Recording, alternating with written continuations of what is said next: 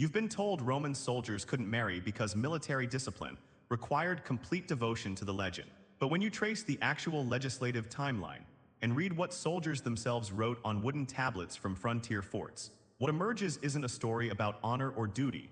It's a calculated system of economic extraction that lasted nearly 2 centuries and destroyed hundreds of thousands of families while enriching the imperial treasury. Right now, in museums across Europe, there are wooden writing tablets recovered from Roman military camps along the Rhine and Danube frontiers. Personal letters from soldiers to women they called wives, to children they'd fathered, desperately trying to maintain relationships that Roman law declared illegal. These weren't men choosing celibacy for military excellence. These were men trapped in a legal status that stripped them of basic human rights while simultaneously ensuring their wages flowed directly into imperial coffers rather than supporting families. The marriage ban for soldiers existed for 200 years, from roughly 27 BCE until 197 CE. And during that time, it generated consequences that Roman historians writing for elite audiences deliberately chose not to document. But the archaeological record tells a different story.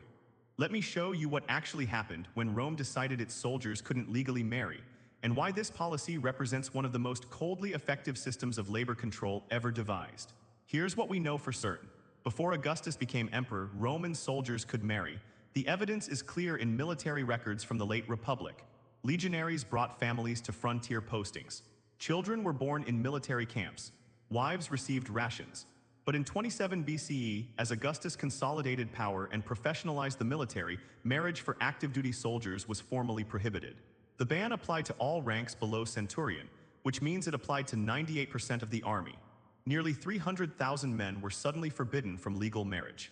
And this prohibition remained in force, consistently enforced for 2 full centuries. The official justification: military discipline. Soldiers needed to be mobile, unencumbered, focused solely on warfare. Augustus's propagandists framed it as necessary for Roman security. Soldiers distracted by family concerns wouldn't fight as effectively, wouldn't accept dangerous postings, wouldn't maintain the rigid hierarchy essential to legion cohesion. That narrative appears in every ancient source written by Romans of the senatorial class. Tacitus mentions it approvingly. Vegetius, writing centuries later, treats it as common-sense military policy. The ban protected the army's fighting capacity. End of discussion. Except that's not what the evidence shows when you examine what soldiers actually experienced. Listen carefully to what the Vindolanda tablets reveal, those thin wooden sheets recovered from a Roman fort in northern Britain, written by soldiers in the 1st and 2nd centuries CE. They're shopping lists, personal letters, requests for supplies. They're also filled with references to women and children living in the military vicus, the civilian settlement that grew up outside every permanent fort. One tablet records a soldier asking a comrade to send greetings to Elpis and the children. Another mentions a woman named Lepidina, who appears to be the partner of a soldier stationed at the fort. A third discusses arrangements for a child's education. These weren't visitors, these were families, and legally they didn't exist. Read that again. Roman soldiers formed relationships, fathered children, and created household units that functioned exactly like marriages. But because Roman law refused to recognize these unions, the women had no legal claim to support, the children had no inheritance rights, and the soldiers themselves had no legal obligation to provide for them. Which meant their military wages, 25 years of salary paid regularly by the imperial treasury, didn't get spent on dependents. It accumulated.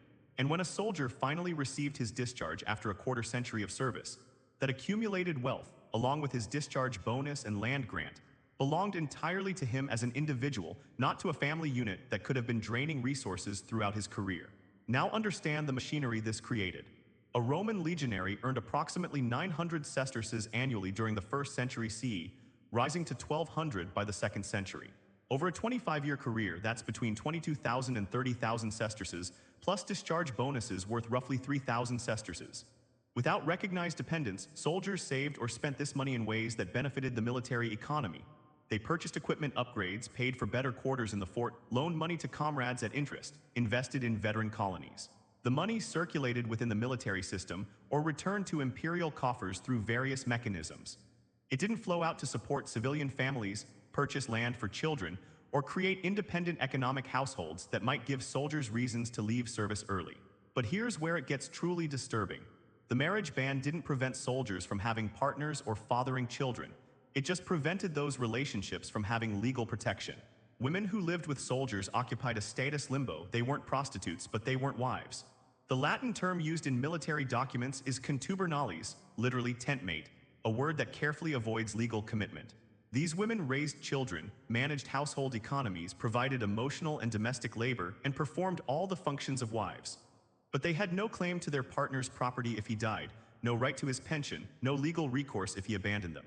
The system created a massive population of legally invisible women and children, completely dependent on individual soldiers' goodwill, with zero institutional protection.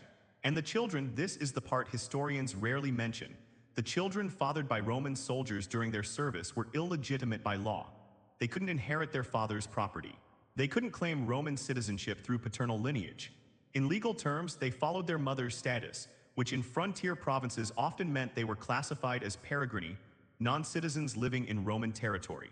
These were children of men serving Rome, defending its borders, killing and dying for imperial expansion, and Rome responded by declaring their children legally inferior.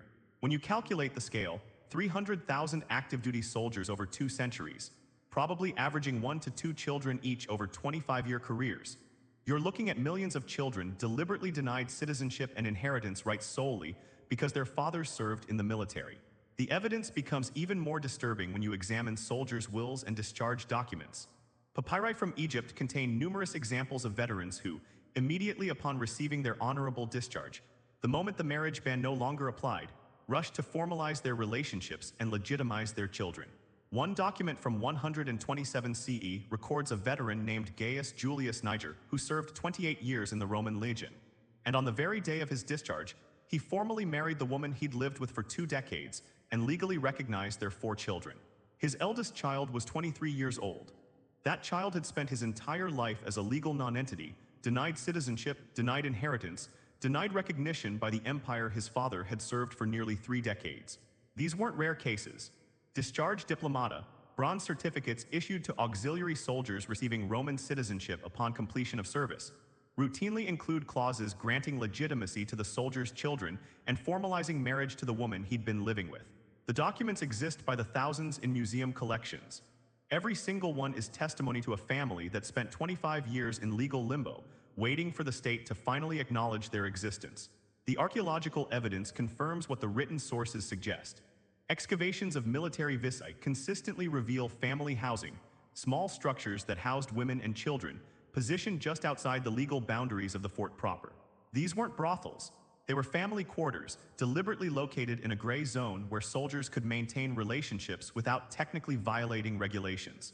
One excavation at Vindolanda revealed a structure containing children's shoes, women's jewelry, household cooking equipment, and toy weapons carved from wood. That's a family home. But in legal terms, the residence didn't exist. Here's the pattern that emerges when you track this across multiple provinces and centuries. Soldiers formed families.